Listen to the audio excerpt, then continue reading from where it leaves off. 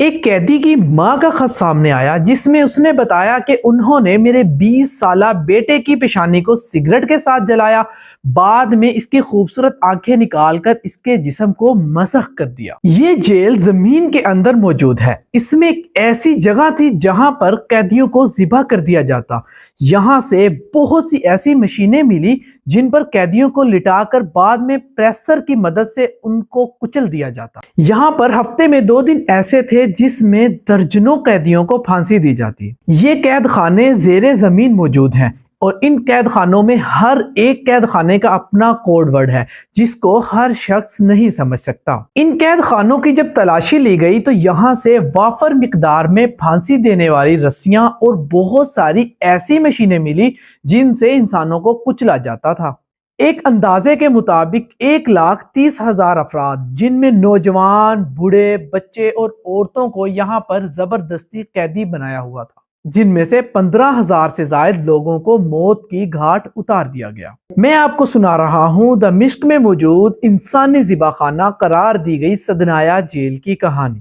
یہ جیل 1980 میں بشار الاسد کے والد حافظ الاسد کے دور حکومت میں بنائی گئی تھی۔ اس جیل کی ابتدا تو ایک فوجی قید خانے کے طور پر ہوئی، لیکن جلد ہی ایک ایسی جگہ بن گئی جہاں پر مشینوں کے ساتھ قیدیوں کو کچلا جانے لگا۔ شام میں بشار الاسد کی حکومت کے خاتمے کے بعد سابق فوجیوں اور سدنایا جیل میں تعینات اہلکاروں سے سوشل میڈیا پر اپیل کی جا رہی ہے کہ وہ زیر زمین کال کوٹریوں کے دروازوں کو کھولنے اور وہاں قید لوگوں کی جان بچانے کے لیے دروازوں پر لگے خفیہ کوڈ فراہم کریں۔ بشار الاسد کی حکومت کے خاتمے کے بعد اس بدنام زمانہ جیل سے زندہ بچ جانے والوں نے بتایا کہ انہیں پانی سے محروم رکھا گیا، بے ہوش ہونے تک مارا جاتا تھا اور اپنے سیلز میں ہی رفع حاجت پوری کرنے پر مجبور کیا جاتا تھا۔ BBC کے ایک رپورٹر ہیں فراس کیانی جو شام میں بشار الاسد حکومت کے بنائے ہوئے ان خفیہ تہ خانوں تک گئے ہیں۔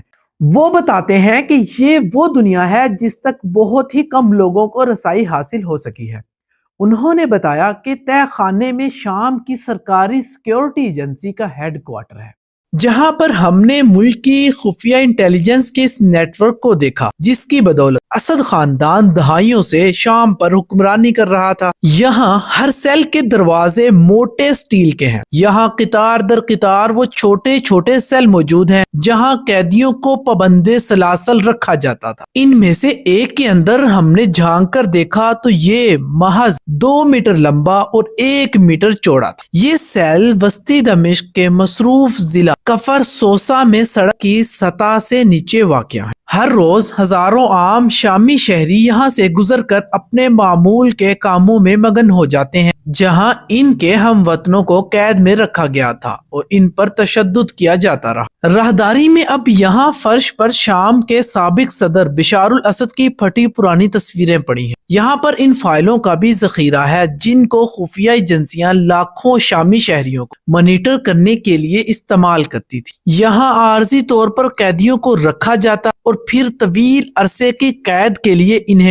دارالحکومت کے نواحی علاقے میں واقع بدنام زمانہ سدنایا جیل جیسے عقوبت خانوں میں منتقل کر دیا جاتا۔ یہ عقوبت خانے بھی اس وسیع نیٹ ورک کا حصہ تھے جسے سابق شامی حکومت چلاتی تھی۔ عقوبت خانوں کی دیواروں پر شام کے سابق حکمران حافظ اسد جو بشار الاسد کے والد بھی تھے ان کی تصاویر چسپاں۔ فراس کیلانی بتاتے ہیں کہ اس جیل میں ہمیں ایک کمپیوٹر سروس روم ملا۔ اس کی دیواریں سفید ہیں اور بلیک ڈیٹا سٹوریج بھی یہاں جگہ جگہ رکھی گئی ہے۔ دمشق کے زیادہ حصے میں بجلی منقطع کی گئی مگر ایسا لگتا ہے کہ یہ جگہ بہت خاص ہے کیونکہ یہاں کے لیے بجلی کی ترسیل کا ایک علیحدہ نظام موجود ہے۔ ڈیجیٹل سسٹم کے باوجود یہاں پیپرز ریکارڈ بھی بہت زیادہ رکھا گیا۔ بظاہر یہ سب ابھی محفوظ ہے۔ یہاں جگہ جگہ نوٹ باکس اور ریکارڈ ہے جبکہ دیواروں کے ساتھ لوہے کی ٹوٹی پھوٹی الماریاں فائلوں سے بھری پڑی۔ ایسا لگتا ہے کہ جو لوگ یہاں پر مامور تھے انہیں یہاں سے نکلنے سے قبل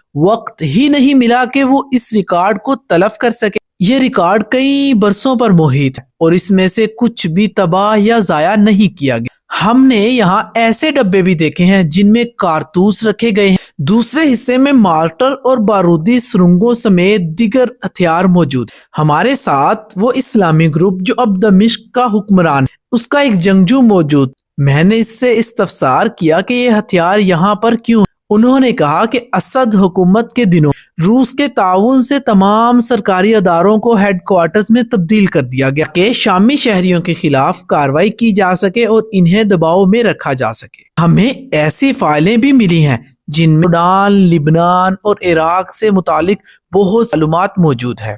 اس ریکارڈ سے اگر بشار الاسد دور حکومت کی سیکیورٹی اہلکاروں کی تفصیلات عام کر دی جائیں تو پھر انہیں بہت کچھ بھگتنا پڑ سکتا ہے۔